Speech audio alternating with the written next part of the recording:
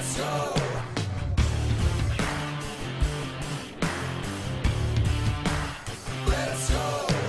let's start lesson kedua. So dalam bahagian lesson kedua ini pelajaran kedua kita nak lihat tentang hubungan antara small g dengan capital G, iaitu daya tarikan graviti dengan pemala kegravitian. Okay, itu yang kita nak lihat lah. Okay, so now secara umum dulu. Okay, so very basic relationship. Katakan kita ada suatu objek, bumi atau bulan, any object kan. In this case, saya gunakan contoh sebagai bumi, Earth, mempunyai jisim capital M. Jejarinya from the center of the Earth sampai permukaan bumi ialah diberikan sebagai R. So ini standard value yang kita akan gunakan the whole lesson today. Now, katakan jisim bumi sebagai capital mg. M kilogram. So capital M kilogram, itulah jisim bumi. Yang kedua pula ialah jisim objek yang kita nak pertimbangkan. Itu objek yang kedua. Saya akan berikan simbol small m. Kg, alright, kilogram. So small m. Yang pertama, objek pertama capital M, objek kedua small m. Alright. So jadi kalau objek pertama saya ialah bumi, maka capital M dan small one will be the other object yang kita pertimbangkan. Okay, itu adalah dua. Next, ketumpatan. This term, perkataan ketumpatan hari ini sangat famous. Kita akan gunakan dengan lebih banyak. Nah, ketumpatan bumi katakan diberikan oleh rho. Ini kita panggil sebagai rho. Okay, ketumpatan, simbol bagi ketumpatan. Berapa nilai? We are not sure. Dia akan diberikan dalam soalan. Tapi inilah simbol yang digunakan dalam pengiraan. I will be using this value. Okay, so rho kg per meter cube. Nah, bila sebut tentang ketumpatan, one thing that you need to know is that katakan ini mouse. Dia ada ketumpatan tertentu. So ketumpatan keseluruhan.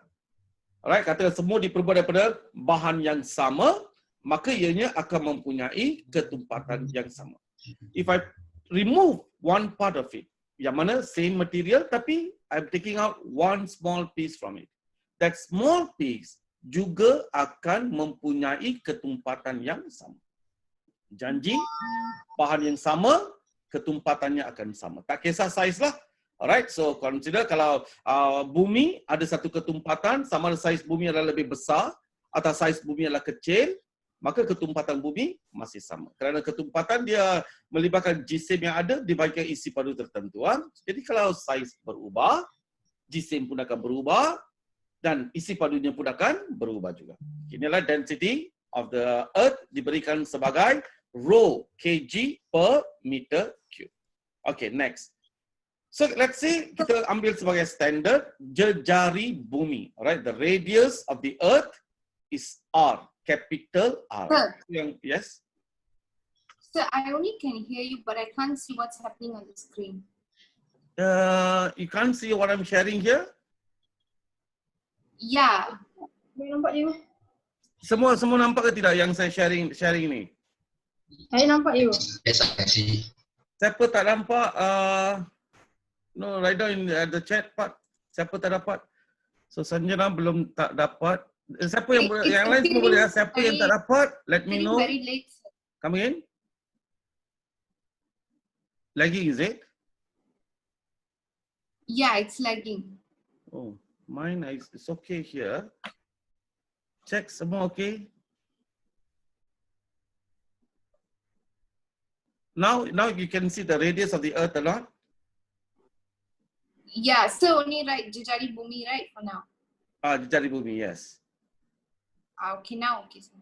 Okay, so I'll start all over again, so that lebih mudah untuk you orang go through again. So now today we're going to see the relationship, perhubungan antara small g, iaitu daya tarikan graviti dengan pemala kegravitian.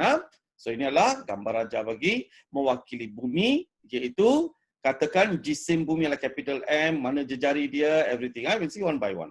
Okay, now yang pertama, katakan jisim bumi ialah M kilogram. Okay, capital M lah. So itu mewakili jisim objek pertama. Capital M. Mass of the object yang kita nak pertimbangkan, katakan sebagai small m. Alright, so objek yang kedua lah. Sebab selalunya kena ada dua objek. Alright, kena ada dua objek. Objek pertama, capital M. Objek kedua, small m. Yang kita nak pertimbangkan ni lah. Alright. Ketumpatan bumi adalah rho. So, ketumpatan bagi suatu objek adalah sama. Tak kira saiz dia. Objek mesti kena sama. Misalnya kalau saya ada sebagai contoh katakan logam besi. Logam besi mempunyai ketumpatan tertentu. Sama ada saiz besi itu besar ataupun kecil, ketumpatannya masih sama. Alright, poin ini penting dalam pelajaran hari ini. Seterusnya, jejari bumi. Jejari bumi, let's say kita ambil sebagai capital R. Huruf besar R. Itu adalah jejari bumi. Okay? Sebab jejari bumi akan dipertimbangkan dan sebab dia akan berubah. Sebab tiga situasi kita akan belajar. Satu, objek berada di permukaan bumi. Yang kedua, objek berada di dalam bumi. Bila berada di dalam bumi, nilai R akan berkurang. Sebab bila kita pertimbangkan R ialah jarak daripada pusat bumi ke kedudukan objek nanti ya. Okey. Nah, isi padu bumi. Oleh kerana kita dah buat satu anggapan menyeluruh menyatakan bahawa bumi berbentuk sfera, maka kita kena gunakan isi padu, formula isi padu sfera. Siapa yang tak ingat, recall balik. Isi padu sfera ialah 4/3 pi R kuasa 3, di mana R adalah jejari sfera tersebut. Oleh itu dalam situasi ini, oleh kerana sfera yang kita pertimbangkan ialah bumi, maka jejari bumi. 4/3 pi R kuasa 3. So, dua kuantiti yang penting, capital M you must know, small m you must know, ketumpatan you perlu tahu, simbol-simbol mereka, jejari bumi, dan akhirnya formula, isi padu bumi. Semua maklumat ini kita akan gunakan, tapi the density dengan volume is very important. Okay, next slide. Katakan objek berada di permukaan bumi. So, where's the object? The object is on the surface of the earth. Ini contoh. So, jadi, yang besar ini adalah bumi. Ada satu objek berada di permukaan bumi. Bermaksud objek tersebut dengan pusat bumi jaraknya merupakan R, iaitu secara kebetulan jejari bumi. Right? Inilah capital M, jisim bumi. Small m, jisim objek tersebut. Right? Ini pada kedudukan R. So, permukaan bumi tersebut. Alright, bila berada di permukaan bumi, so what happened? Beratlah. Kita pertimbangkan berat dulu. So, berat objek berjisim M kecil ialah diberikan oleh formula W sama dengan mg. Berat weight, bukan jisim. Berat W equals to mg. So, berat ini adalah disebabkan oleh daya tarikan graviti. Correct not? So, the normal gravitational force. Jadi, saya simbolkan berat ini sebagai F1. F adalah force. Berat ialah sejenis daya. So, force, a type of force. So, let's label it as F1. So, F1 equals to the object, small m, darab dengan G. So, ini bila saya pertimbangkan objek M kecil tersebut. Only that object. Now, if I consider the earth and the object, maka I will have another formula. Apa yang kita belajar minggu lalu.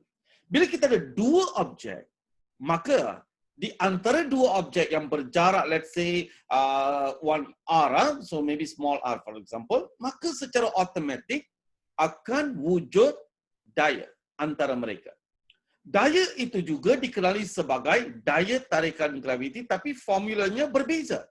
The formulanya ialah kalau kita ada dua objek yang berbeza jisimnya, berada pada jarak tertentu, maka daya tarikan graviti di antara mereka diberikan oleh formula F sama dengan capital G, iaitu pemala kegravitian, darab G-shape objek pertama iaitu capital M, darab what we call G-shape objek kedua itu small m, dibahagikan dengan jarak pemisahan mereka di kuasa 2 kan.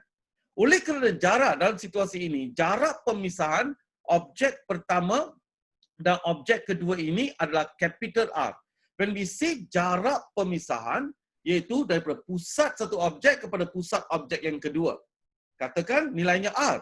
Maka mengikut formula ini, F sama dengan G, capital M, small m, divided by capital R kuasa 2. Ini yang kita dapat. So, F ini adalah satu daya. So, saya labelkan sebagai F2, katakan.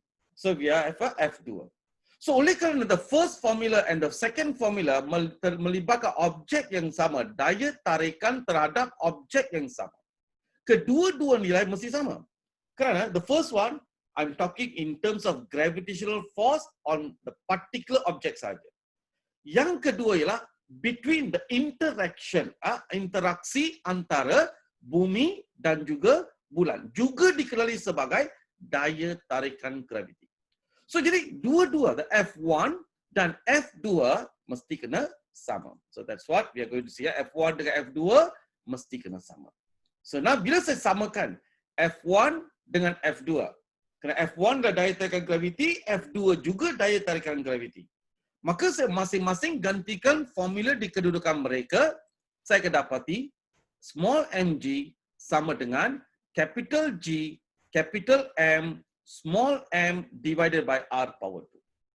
So, saya ganti F1 di sebelah kiri, F2 di sebelah kanan. Nah, bila saya dah gantikan kedua-duanya, apa yang sama? The small m sama. Saya boleh batalkan. Bila saya batalkan small m dengan small m, tinggal G sama dengan, small g sama dengan capital G darab capital M divided by R square. Because small m kita sudah batalkan. Dah batal, ini yang tinggal.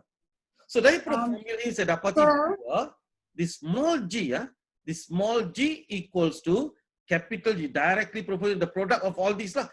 G, capital G, darab dengan capital M divided by R square. Itu adalah formula yang akan digunakan untuk menghitungkan daya tarikan graviti.